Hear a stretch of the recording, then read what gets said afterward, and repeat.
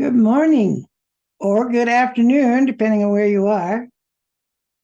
Welcome to Living in Coherence, the practice of inner unity. This is our fifth session. So thank you for being here and thank you for watching the recording. As we talk about in conversation, our living in coherence as a daily practice, how we embrace and integrate coherence, the state of coherence in our daily lives. For those who don't know me, my name is Dorothy Wesley, and I'm an attorney, an author coach, a deaf diva, and a wisdom sharer. I consider myself a resource for evolutionary consciousness, as I've walked the esoteric, metaphysical, spiritual path for many years, decades. And so I bring a very broad perspective to our levels of evolving consciousness that we're going through right now. And I love us all sharing together. I hope that you'll join in as we have our conversation today about this. So feel free to join in as we go along. Just unmute yourself when we go to conversation, right?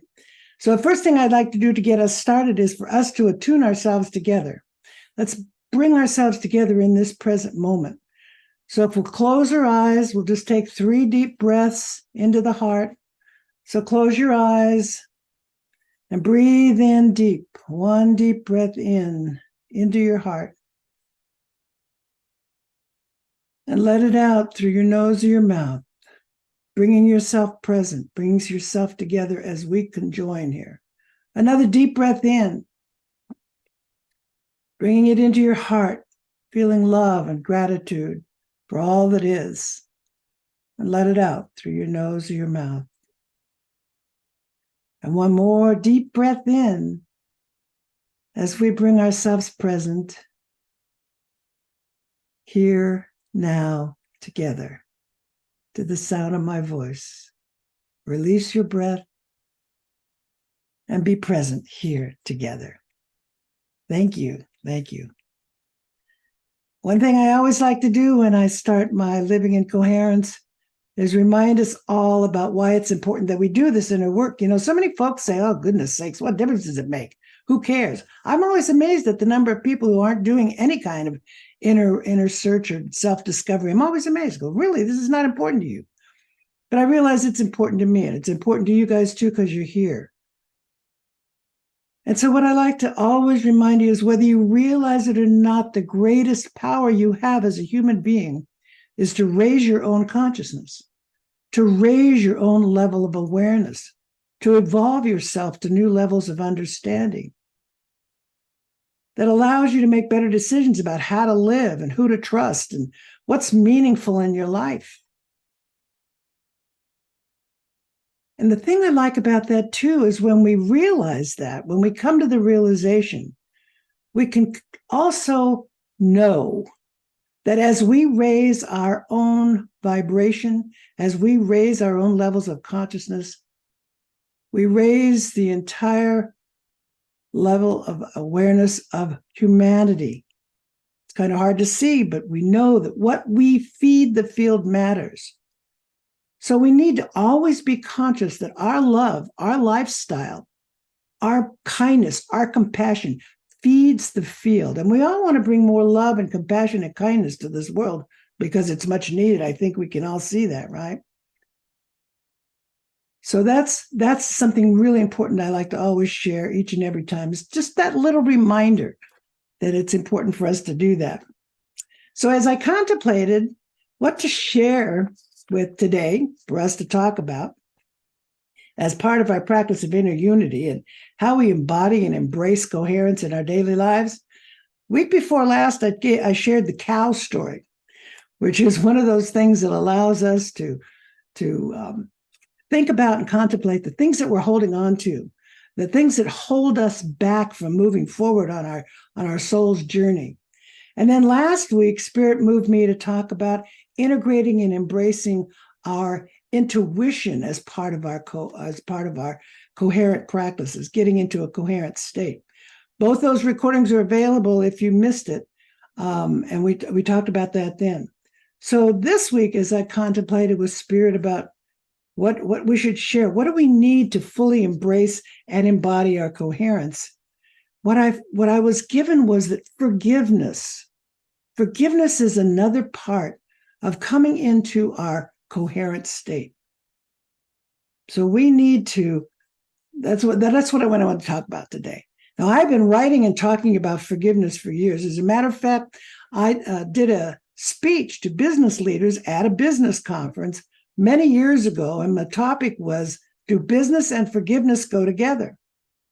I was really nervous. I mean, who talks about forgiveness at a business conference, for goodness sakes? So I was really like, holy moly, how's this going to go over?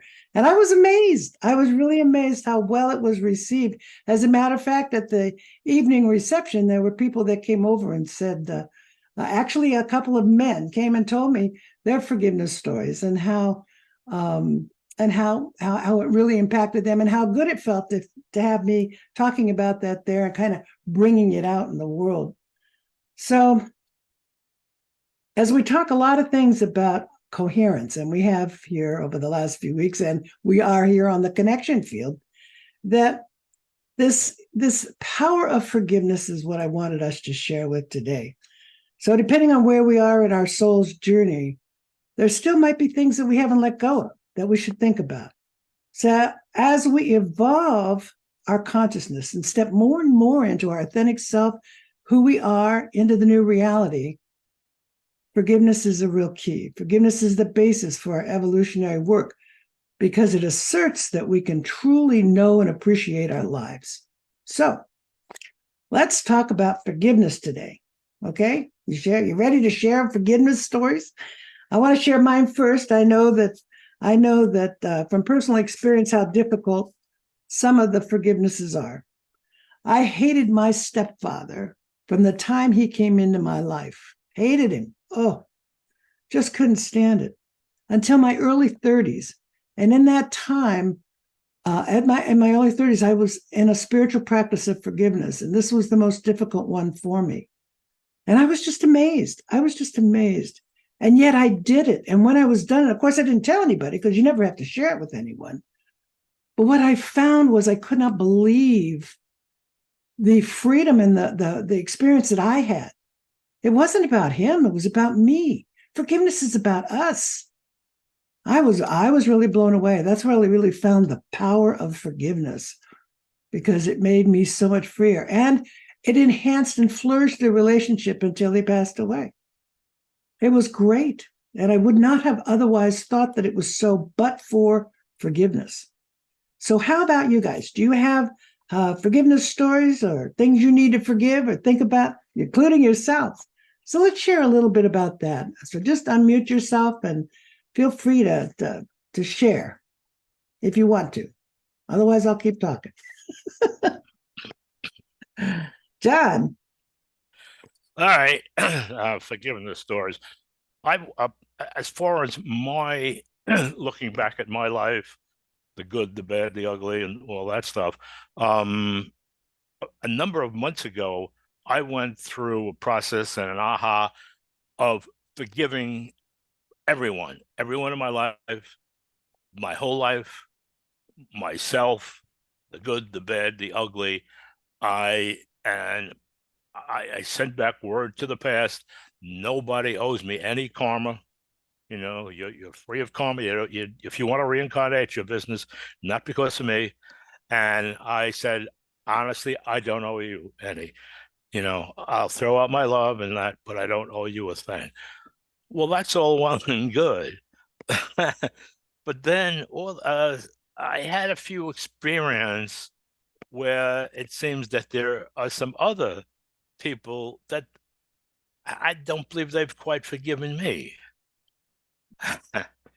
Close people I'm talking Yeah, about. I yeah, won't name what siblings they are yeah, or anything like yeah. that. I recently had some conversations about how terrible I was at certain times, and a terrible father, this and that. I was told that at the age of one from one of my siblings, female type, I'm not going to say anymore, that she said, I told her when she was 1 year old that I hated her. the person who said that was Daddy's little girl in my heart for at least 8 or 9 or 10 years. This is Daddy's little girl. That there was no hate or animosity. So I don't know where that even came from. There was a time at the age of 11 or 12 where we started going through a separation and a divorce with my wife. And my wife was out, drinking every night with her friends, and she was getting boyfriends and this and that. And I wasn't doing anything but going to work and stuff. And my daughter, it turns out, thought that was a wonderful thing, and I was the bad guy. And actually became ultimately a party girl. I mean, she became very brilliant. She has a great job, a great education, but she likes her partying. So she approached me with some of that stuff recently, and it was like, what? Where are you coming from? I mean, I was like shocked. So I guess all of this happened because I'm supposed to learn the reverse of that somehow.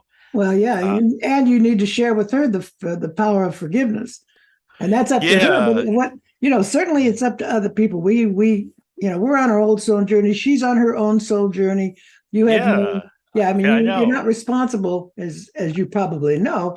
At a spiritual level, she's on her own soul journey. She's driving her own bus, and she's got to do what she's got to do. You can share with her your Yeah, practices and so forth, but yeah, yeah. Well, actually, my son-in-law told her that because he was sitting on the couch next to her. yeah, Get on. yeah, Yeah, it was very a very strange experience, and yeah, I'm kind of just mellowing into it, but it was a bit of a shock yeah. because a lot of the things she says weren't true, and I really do think we all live in different, even though we're supposedly in one world, we're all in different realities, different experiences. I look out and This is a I see the multidimensional experience that everybody has, John, I believe. yeah, That's kind of yeah, my perspective, is it's multidimensional. Everybody is in their own reality. exactly. I I mean, definitely anybody can join into this conversation.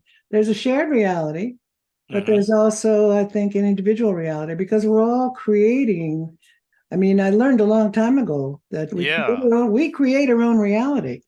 People don't know that. A lot of people don't know that because it's a hard practice, but I believe it's certainly been for me. And so that's for how we react, how we act, how we express, how we yeah, give forgiveness, and sharing that with others has become my mission, at whatever level that spirit wants me to move. So yeah. I mean, I was even told that by this person that my father how mean my father was to me. All right, and my experience with my father was he was rough around the edges, but I never felt he was a hostile father. He would yell, "I'm gonna break every bone in your body," and chase after me. And all I did was run upstairs. He never caught me. He never wanted to catch me. He just wanted to yell a little bit. And toward the end, when he died, we had such a loving experience. The last few years, there was absolutely no animosity. So, when people observe, they're not observing really your experience. It's the more and more I watch all this stuff, the more and more I really question the whole dynamics of the Matrix. So, indeed. yeah, Yeah. I think and and so I just want to throw in here one of my favorite things. If unless somebody's got some more stories about forgiveness. Anybody want to share about forgiveness and how it works or doesn't work, or what do you think? Any thoughts? No thoughts. Okay. Then I'm going to go to the next level I want to talk about, which is Ho'oponopono, huh?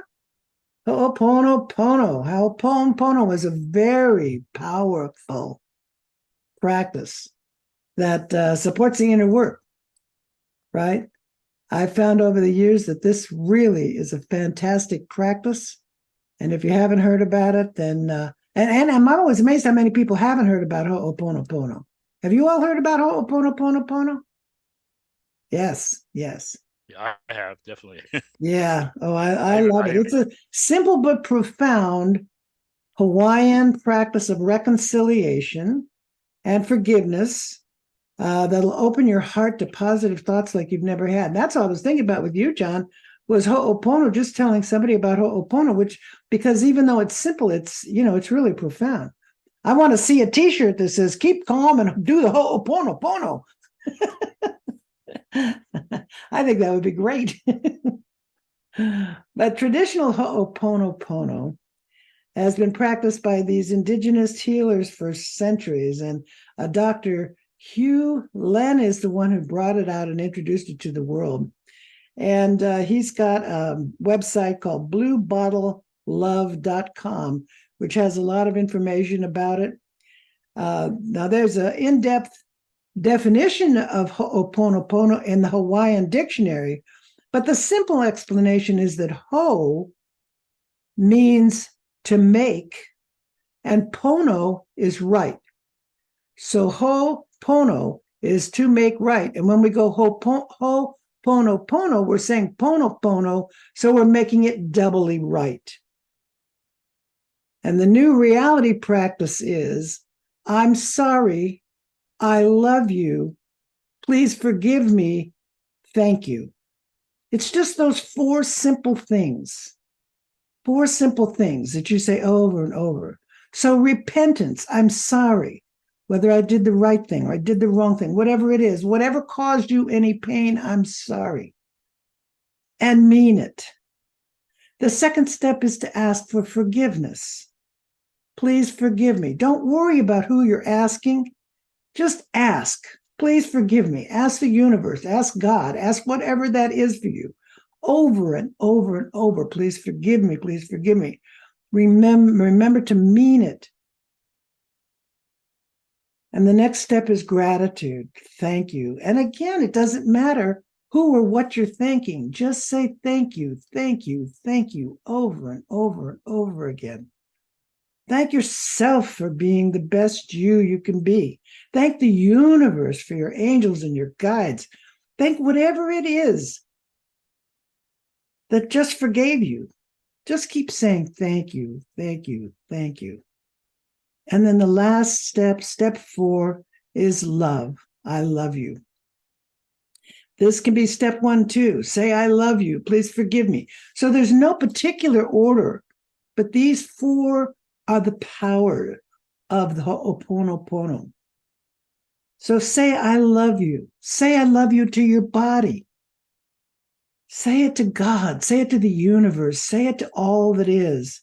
I love you to the air you breathe, to the trees, to the house that shelters you. Say, I love you. Love your challenges. I love you to your challenges. And say it over and over and over and mean it. There's nothing as powerful as love. And that's it. That's the whole practice in a nutshell. And I want you to know that I personally have used this over and over and over in my life.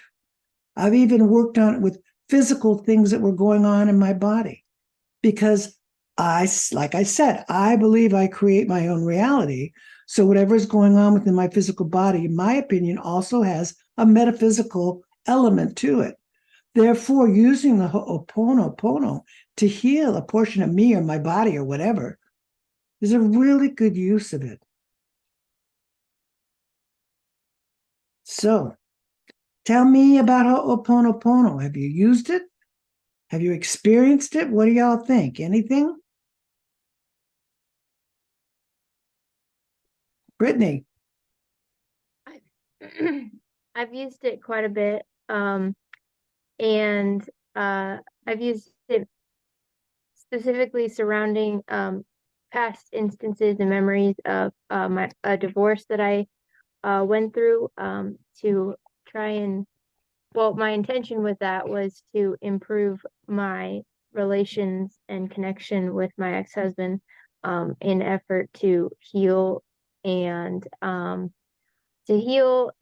promote the best co-parenting arrangement that I felt possible. And a big thing that for me, when I individually practice it in my life, is instead of saying I'm sorry, I have adjusted it to say instead I apologize, because to me that's telling the universe that I myself am sorry, and I don't identify with that. That doesn't feel authentic for me, but I Uh-huh. just wanted to share that with Sure. the group as a suggestion. Right. So, Oh, that's great. Good, good. Yeah, I agree. mhm. We can change it up. The concept is the same. The concept's the same. Is it coming from the heart? Like I always say, forgiveness is not something that's done from the rational mind, including Ho'oponopono. It's done from our high heart center. There's no Mhm. rational. It's not grounded in the emotions of the mind. It's grounded in our heart. And that is what makes it so powerful, I think. Yeah, good job, Brittany. Excellent. Yeah. Linda. Yeah. When you're doing this, is there, I know there's not a set time, but I mean, just in your experience, and sometimes it just depends how much time you have, but if you could sit down and give it the time you feel it needs or whatever, would you have, you know, do you do it for 5 minutes, 10 minutes, 30 minutes? I mean, I don't think I I know ever did it for 30 minutes. That's a long time for me. yeah. Well, it would almost be like I a think I've done it for meditation. 3 or Yeah. 4 or 5 or Okay. and sometimes I do it, like intermittent during the day. Sometimes I'll just be walking along and I'll do it. So I'll do it over and over and over. I might say it 10 or 15 times and then that's it for now. Or, so I do it kind of spontaneously as spirit moves me to do it. When I'm working on something specifically, like Brittany was talking about, where something you really want, you have an intention for the particular healing, then I do spend 4 or 5 minutes on it, but I don't go very long on it. It's like meditation. I don't meditate for hours. My meditations are like walking meditations. I quiet my monkey mind, which is something that I teach and really talk about a lot. It's taming and training your monkey mind so that you can get to that place, which supports us when we go to our coherence practice. But Right. so yeah, I don't do it for any particular length of time, and I let it's kind of spontaneous with me, unless I'm working on something specific, like Brittany or what John were talking about, where it's important when you're doing a particular focus. Yeah. Yeah, Okay. So you mean yeah. if there's a situation that is on your mind, you might put it up in your mind and see it for what it Right, is before right, you would go into that, right. so that I am amazed, I mean, and of course, when we realize the highest level that we're all connected anyway, and like I started talking about with the fact that what we feed the field matters, by doing the Ho'oponopono, we are feeding that love and that energy into the field also. And so I think that, like even when we don't know, we're in the vibration of this level of consciousness that we've evolved into. And so therefore, how and when we do this may work at specific levels, but it also works at a very higher level than we're even aware of. And that's a really good thing, I think, that to integrate the Ho'oponopono practice into whatever it is you're doing as we walk our path, yeah. as we walk each other home, as Ram Dass says. I have one thing that, as far as timing goes, I've read these 2 books out by Joe Vidali, and he talks about his teacher, something like That's Lee, right. something, a man from Hawaii, Right. and this particular man went to a prison, That's and right. in the prison he was putting out Ho'oponopono, ho, and all the prisoners, and he ultimately totally shifted the whole attitude in the prison. These hardcore, really got bad guys, all of a sudden was softening. And that. So my main point in this, besides giving a little basis, is that as far as timing, I think you can do a ho'oponos and observe. What is your results? Do I need to do a little bit more if you're doing it for a particular reason? And sometimes, I just do it when I do it sometimes just to clear the energy. I let it go where it wants to go. I don't say I want a whole point of that, this, or the other thing. So that's just my experience and my recommendation. Yep, that's what brought that information out to the world, was that prison experience. What Yeah. he did, he just looked at the files. He would just look at the files of the people, and he would do the whole Pono peep on the files and that just changed the entire prison. It was really Yeah. good. It showed the power, and that's a lot of times we as human beings also need to see the power of the energies and what we do to have that realization. So I sure did. Henry, do you want to share anything about Ho'oponopono?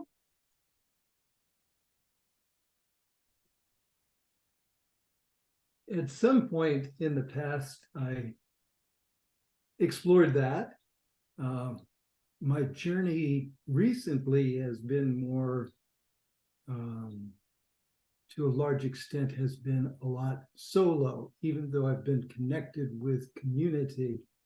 So I haven't had as much kind of direct contact with conflict situations, with challenging situations, and usually I am able to kind of let go of those things. And also I also look for sometimes a difficult relationship or situation, wherever it is, gives me an opportunity to look for something else outside of it. So I see it as a blessing rather than something that I need to, or if I was in continuing conflict, rather, I look for what is the gift in this situation, that, what is something that I am learning, what is something that is, so it's calling me to a different place. And it's almost like people I'm connected with work with the idea of synchronicity, of opening, that there are so many different possibilities in each moment and even choices. And that sometimes a synchronicity or a gift may be a conflicting situation that moves me to find something new, or find something that's important to me that wasn't present in the other situation. So those are a few thoughts, as though I haven't, but I'm very happy to be hearing, to be here and with the topic of forgiveness, and probably a lot of it is forgiving myself different kinds of things that and I think that's an important part of the practice, is to forgive ourselves. I mean, that's one of the big ones. But for me, it is it. I know when I really was in the spirit of the practice of forgiveness, I found myself doing what John was saying. I forgave myself and everyone for everything, and that was really uplifting and freeing, and really set me on a different path. And then, of course, because we live our lives in a daily way, we're in the process. The process is everything. So depending on, like you said, Henry, you don't have much contact with people or much conflict like that. I don't either. And yet I find myself really, there's times like when we misspeak or when we make mistakes, we can forgive ourselves for that. I mean, I know that I make mistakes and I misspeak. And I do not know sometimes whether or not it has an impact on somebody. And so I forgive myself for that. And in the doing of the forgiveness for myself, we put that into the field. When we feed, what we feed the field matters. So whether somebody knows or not, that's not important. What's important is what's in our heart. That's why I say it's not from the intellect, it's from the heart. Forgiveness is. So like what Brittany suggested, replacing I apologize. Yes. That I do that in communications where I don't know if something I have said or done has affected or has been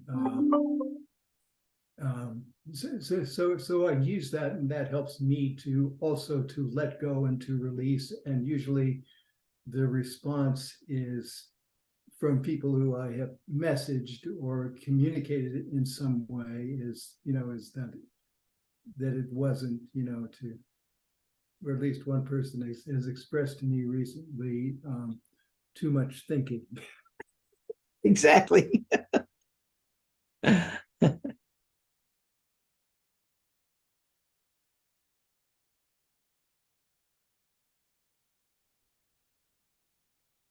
Anybody else have any comments? Yeah, I just have a small one, kind of pertaining to what Brittany said about saying, I can't say I'm sorry, but I'll apologize. Somewhere along the way, I read or heard somebody say, don't ever apologize for what you were feeling because that circumstance made you feel that way. And we don't have to be sorry for how we felt. And I know that kind of resonated with me, and maybe changing to, and I'll apologize for the circumstances, the way things went, but don't ever say you have to apologize for somebody for how something made you For how you feel. feel, yeah. Yeah, Because we feel. I mean, that's something, Yeah. I mean, something for me that's been a practice in my life is to feel. yeah, I shut off my feelings so early in my life because I had a classical psychological casebook upbringing that shut down all my feelings. Not all of them, but I mean, I at some point in my life when I started on my path, I was like, do I feel anything? Because I had closed off so much of myself. And so my point, and so in validating the point is that, you know, our feelings are the most important thing that we have. And nobody can make us feel anything. We make ourselves feel. That's a very important thing. It's the same thing like happiness. We make ourselves happy. right. You know, it's our reaction or our ability to respond as opposed to how we feel with what people do to us. That's a practice. That's called emotional maturity. When you do not respond, do not react to people, and so people can't make you feel anything. And people do not know that. Yeah, But we make feeling ourselves comes up. feel Yeah. behind what Yeah. somebody says to us, what somebody does to us. We say we're in charge of ourselves. We're Yeah, in charge of our feelings. And so much time we just put it out there to the wind. And but that's a practice right. to be sufficiently emotionally mature and spiritually mature to say, oh no, that is not an acceptable reality to me. I don't know. It doesn't work for me. Yeah.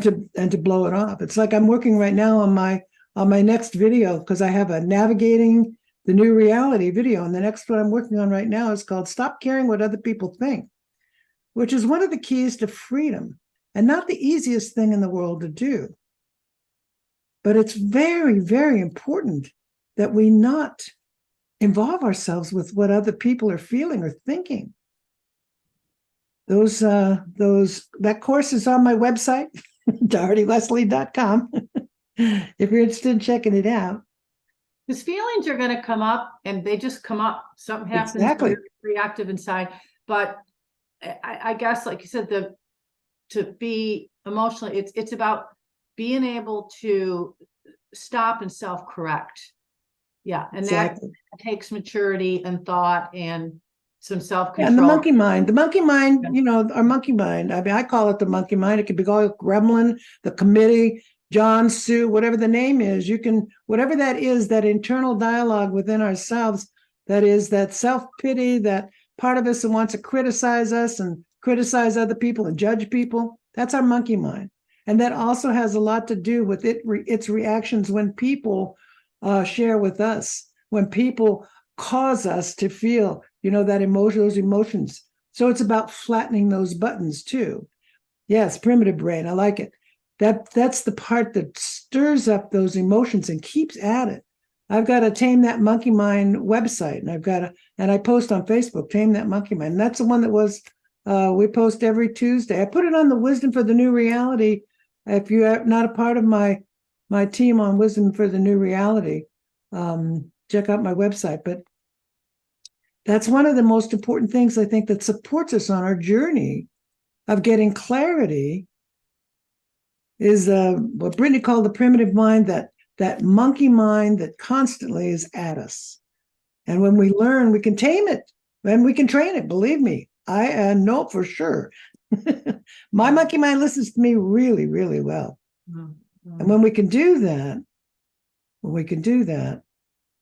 that gives us a level of clarity. It gives us a level of ability to be much more coherent and to live in a coherent state in our daily lives.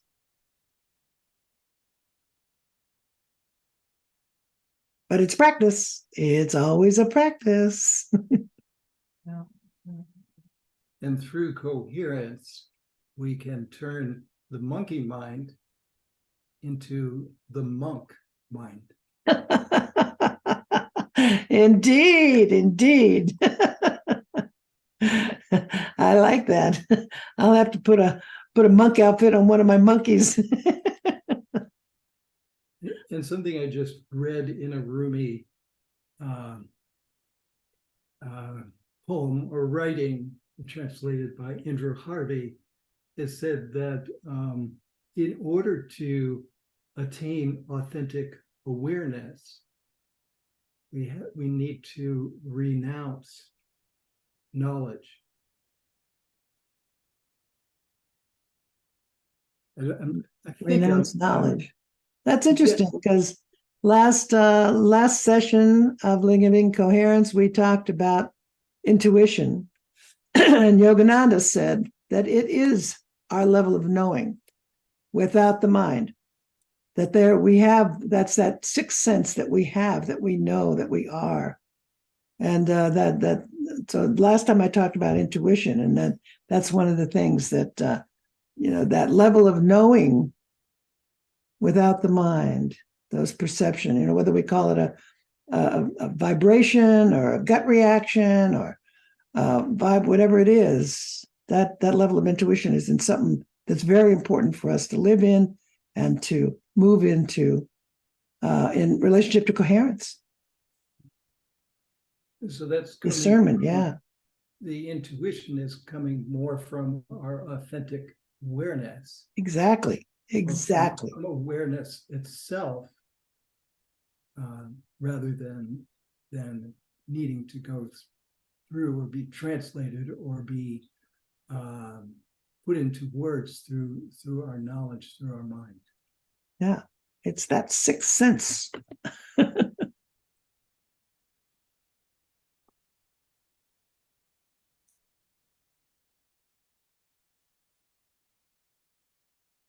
Anyone have anything else to share? Paula. Yes, thank you, Darty. This has been a very enlightening conversation for me. I want to say that my monkey mind has been very active during this conversation. Because initially I started thinking about forgiveness, and it wasn't right in front of me because I keep it kind of hidden a little bit within myself. But I do have somebody that I really do need to forgive. And I could feel my monkey mind saying, "Don't you dare." It's like, no, it's a part of me. It's almost like a tattoo on my arm. It's just always there. And I don't think about it very often. But then we have a conversation like this, and I feel like the spotlight shining right on it. And I feel a lot of resistance to doing the forgiveness. I feel like I've done it before in the past, but it's not a one-time thing to forgive, I don't think, because I feel like I have forgiven this person before, but it's still very clearly there. But I also just want to say that I just feel so much gratitude for those of you here or those of you listening to this video who have done this forgiveness practices, who have forgiven people that it has been very difficult to forgive, because, hey, I'm part of the field, and you've done that, and I want to thank you for going through that. It's hard for me. It is hard. It's not easy. And I agree. And you can forgive somebody over and over and over, but if you truly forgive them, and this is the key, you've got to keep that monkey mind at bay and not bring up the grievance again and not bring it up again and not bring it up again. And that monkey mind wants to do it. And that's the practice of the powerful of forgiveness, is you have to. And when you forgive someone, you have to forgive them from the heart. And then the monkey mind want to take over and say, "Oh, but you remember when," or blah, blah, blah. That's when you stop the monkey mind. And you really have to work, as you well know, as we all probably well know, you need to really work to stop the monkey mind from doing that. But you can. It's like it's the same thing like the pain body that Eckhart Tolle talks about. The pain body, we all have it. It's part of the evolutionary part of all of us as human beings in our consciousness. And that pain body comes up to feed, and it comes up to feed with those kind of things.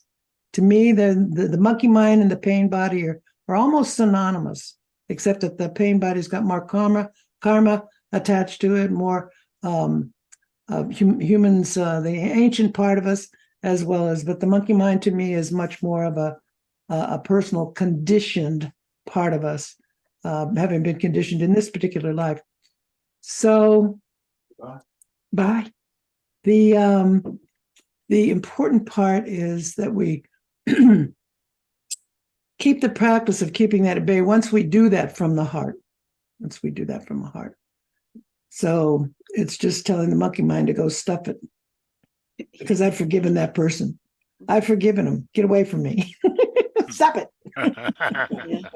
Yeah, my monkey mind has a long list of reasons why not to forgive them. Indeed. And one of them, interestingly enough, I can feel it, is that there's some comfort in not forgiving them.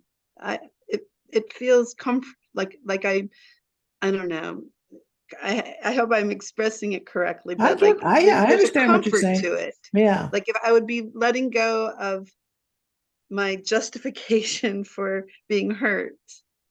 Exactly. And I think that's why it's coming from the mind as opposed to heart, which is like, boom, do it. Did you want to say, John? Yeah, I've worked on this forgiveness thing for years. I've taken seminars where we worked on forgiveness. I did this where we worked on forgiveness. And there was always a little bit of not 100% here, Yeah, it's kind of a pretend forgive. I forgive you, yeah, pretend forgive. And somewhere along the line, I'm older than everyone on this call. I turned 83, so I have a lot of, I've done a lot of good things, a lot of bad things, a lot of forgiving, a lot of unforgiving. Finally, I did reach the point, probably about, I think 6 or more months ago, that when I say you're forgiven, I look back and yeah, I don't have to charge anymore on the person or the things. So I think there's a knowingness when you really reach that level. When you really do, yeah. And I almost want to say it's actually a step beyond forgiveness. It's a total letting go, total allowance of how it was, and here I am now, and I'm okay with my whole experience, and I hope you are too. Of your I wouldn't have known that it was real until I forgave my stepfather, because there were a million reasons, just like you're saying, Paula. There were a million reasons why I should not have forgiven him. He should not have been forgiven. Painful he made me. Painful experiences I had with him. And when I forgave him, it was all. So it really, truly came from the heart. Because after that, I didn't make up any stuff about it. And whenever something wanted to creep back in, I would just shut it off and say, no, I've forgiven him. No, I've forgiven him. No, I've forgiven him. So it's a practice. Forgiveness, the powerful of practice is really there. Yeah, and it's not so and much it's work. Yeah, it's not so much that you're going back and say a person really did something to you and telling them, oh, they didn't really do anything to me. Oh, they yeah, did. You're not that. No, they really did. But you're saying it's okay that you did that to me. I can accept that. Well, you're not saying it's okay. I never would say it's okay. Not really okay. It's okay. No. No, that's what forgiveness is. It's like you just clear the decks. You just clear the decks. It's not about you ever did anything right or wrong. It's just you did And as we step into the new reality where we're out of the duality stuff, that's another part of it, because that's the right, wrong, which the paradigm that we've lived in for so many thousands of years. And as we step into unity consciousness, that's one of the things we're all going to have to work on. Those of us old enough, depending, of course, the younger ones that are coming in from the 1999 and 2011 come in with the 8th and 9th wave. And they've got a different level of consciousness than we do. They've already come in with that download. And so it's those of us who from a different level that we need to, learn and get that download too, which we are. Mhm. Yeah. Yeah, Brittany.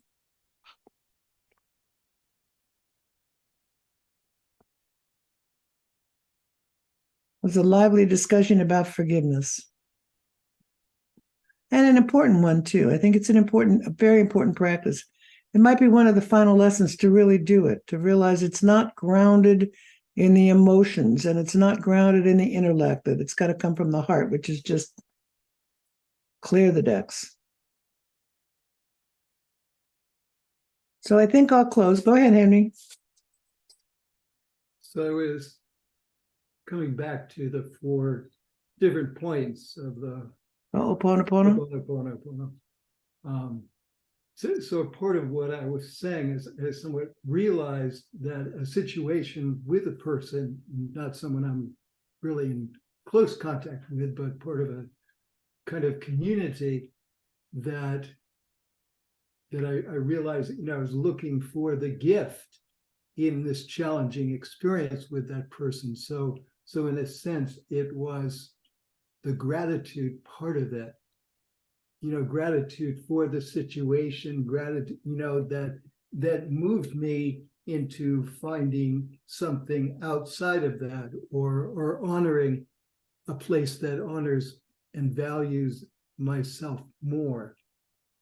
So seeing it as a gift, so that's the is one of those 4 ways. And when you say thank you, it's also kind of implies I love you, and and also please forgive me, however, in what way that I contributed to the situation because of where I am or was that made that happen. So Yeah. that's what I wanted to say. Yeah, I like it. Well, I love Ho'oponopono. It's a great practice too, the practice of forgiveness. And I feel that forgiving ourselves and others completely from our high heart really supports our ability to step into our coherent state, being more balanced, feeling more inner peace. That's all part of our coherent practice. And we can use forgiveness all the time in our daily lives, no matter what we're doing. So that's good to know too, that it's a practice that can be constantly there, supporting the balance between our monkey mind and our high heart.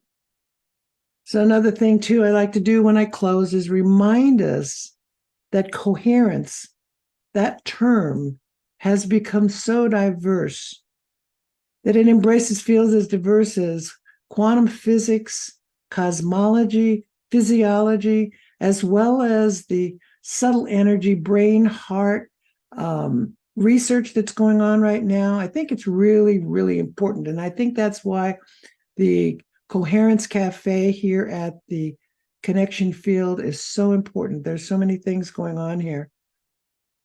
And Roland McCready said it at the community meeting there, the 1st of October, I think, when we launched the Coherence Cafe. And he said that he felt that coherence was the key to the upshift of this planet.